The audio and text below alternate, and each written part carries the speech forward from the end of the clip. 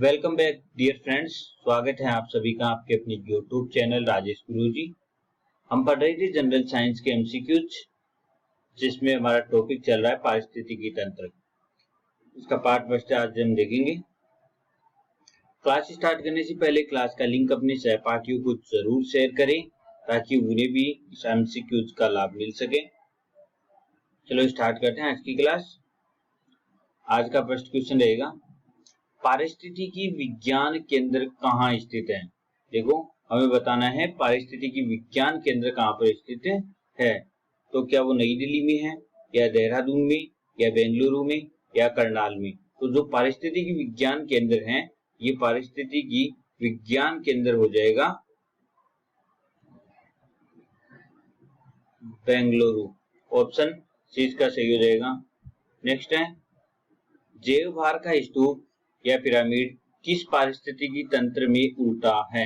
तो हमें बताना है कि जो जैव भार का पिरामिड होता है वो किस पारिस्थितिक तंत्र में उल्टा होता है।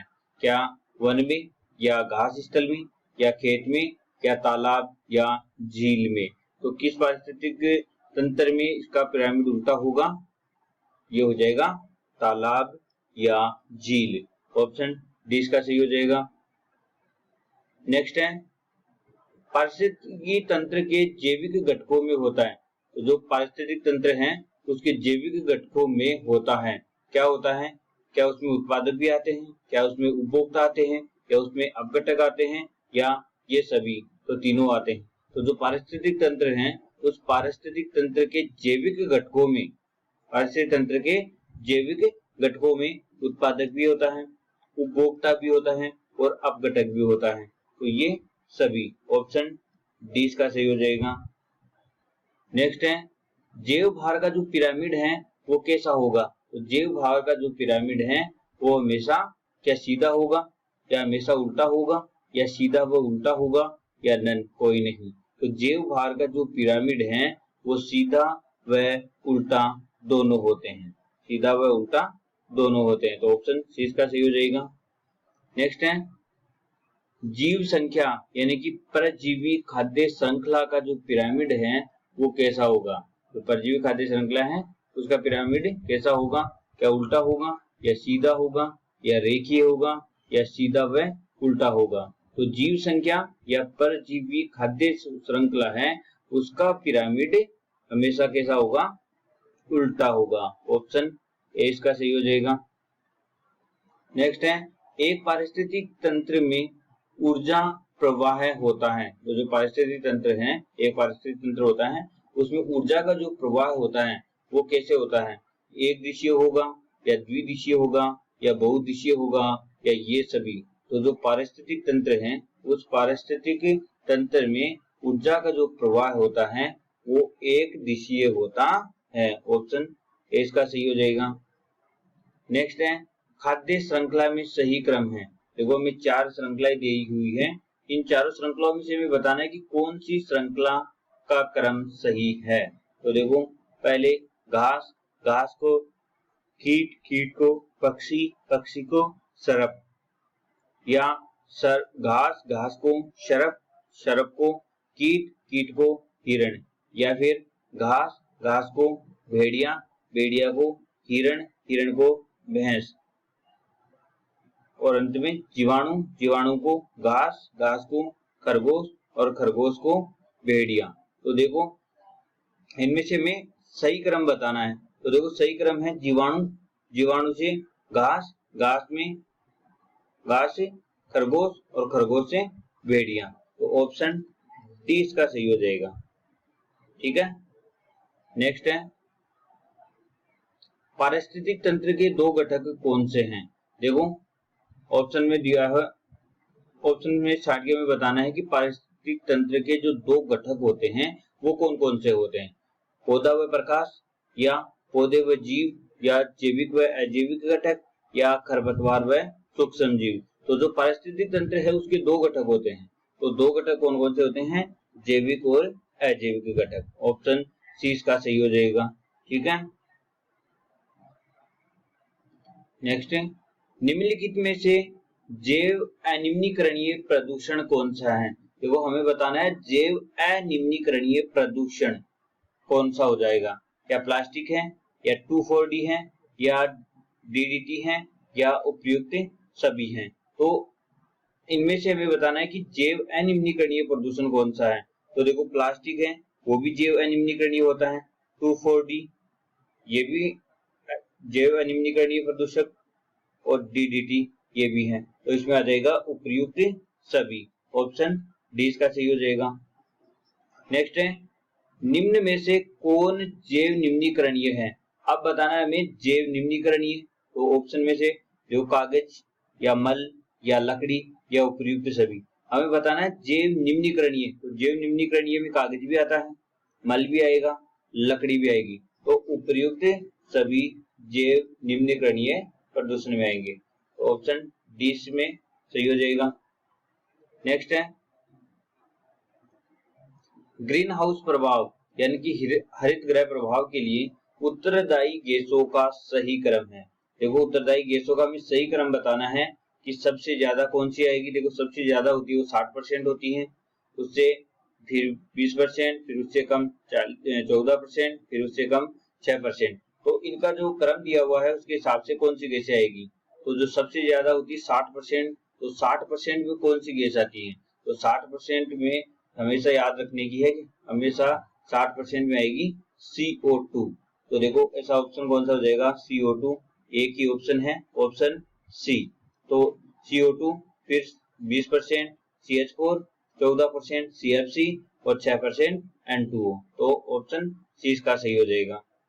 नेक्स्ट है अम्लीय वर्षा के लिए उत्तरदायी गैस है। देखो अम्लीय वर्षा के लिए उत्तरदायी जो गैस होती हैं वो SO2 और NO2 दोनों ही हैं। तो ऑप्शन सी इसका सही हो जाएगा। ठीक है। नेक्स्ट है ओजोन परत को प्रभावित करने वाला मुख्य जो तत्व होता है वो कौन सा होगा। तो ओजोन परत को प्रभावित करने वाली मुख्य गैस कौन सी है, क्या SO2 है या NO2 या CFC या CH4। तो ओजोन परत को प्रभावित करने वाली मुख्य जो गैस है हो जाएगी CFC, ऑप्शन सी इसका सही हो जाएगा। नेक्स्ट है असत्य कथन बताना है हमें। देखो दिए गए ऑप्शन है, इनमें से हमें छांटना है कि असत्य कथन यानी कि गलत कथन कौन सा है। देखो फर्स्ट है उत्पादक स्वयंपोषी, उत्पादक है वो स्वयंपोषी, ये सही है। प्राथमिक जो उपभोक्ता है उसमें आ जाएगा शाकाहारी, सही है। द्वितीयक उपभोक्ता शाकाहारी से भोजन प्राप्त करने वाले, ये भी सही है। और तृतीयक उपभोक्ता ये द्वितीयक से भोजन प्राप्त करने वाले, ये भी सही है। तो इसमें सभी कथन सत्य हैं, तो ऑप्शन ई इसका सही हो जाएगा। नेक्स्ट है ध्वनि प्रदूषण मापा जाता है। जो ध्वनि प्रदूषण होता है उसे किस में मापा जाएगा, क्या उसे डेसिबल में मापा जाएगा या हर्ट्ज में या एम्पियर में या वोल्ट में। तो जो ध्वनि प्रदूषण होता है उसे डेसिबल में मापा जाता है, ऑप्शन ए इसका सही हो जाएगा। नेक्स्ट है सामान्य बातचीत में ध्वनि की जो तीव्रता है वो क्या होती है। तो जो सामान्य बातचीत है उसमें ध्वनि की जो तीव्रता है वो क्या होगी, क्या 10 से 20 डेसिबल होगी, या 30 से 60 डेसिबल होगी, या 70 से 90 डेसिबल होगी, या 120 से 150 डेसिबल होगी। तो सामान्य बातचीत में जो ध्वनि की तीव्रता होगी वो हो जाएगी 30 से 60 डेसिबल, ऑप्शन 20 का सही हो जाएगा। ठीक है। नेक्स्ट पारे के लवण से कौन सा रोग होता है। जो पारे के लवण युक्त जो जल होगा उससे कौन सा रोग होता है, कौन सा रोग होता है लवण युक्त जल से कौन सा रोग होता है, क्या उसे मीनामाता होगा या इटाई होगा या फ्लोरोसिस होगा या लीवर सिरोसिस होगा। तो जो पारे के लवण युक्त जो जल होता है उससे होने वाला रोग हो जाएगा मीनामाता, ऑप्शन ए इसका सही हो जाएगा। नेक्स्ट है मीनामाता रोग से प्रभावित होता है।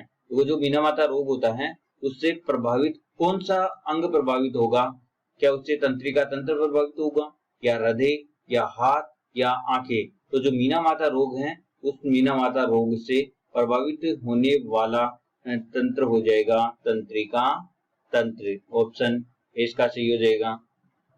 नेक्स्ट है कैडमियम युक्त जल से हड्डियों में होने वाला रोग है।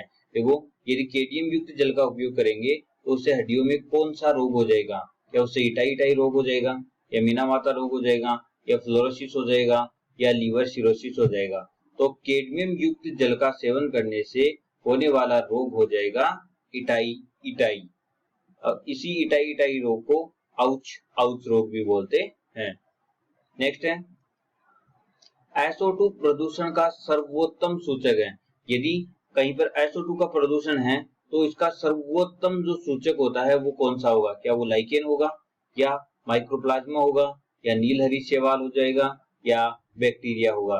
तो SO2 यानी कि सल्फर डाइऑक्साइड प्रदूषण का सर्वोत्तम जो सूचक होता है वो होगा लाइकेन, ऑप्शन ए इसका सही हो जाएगा।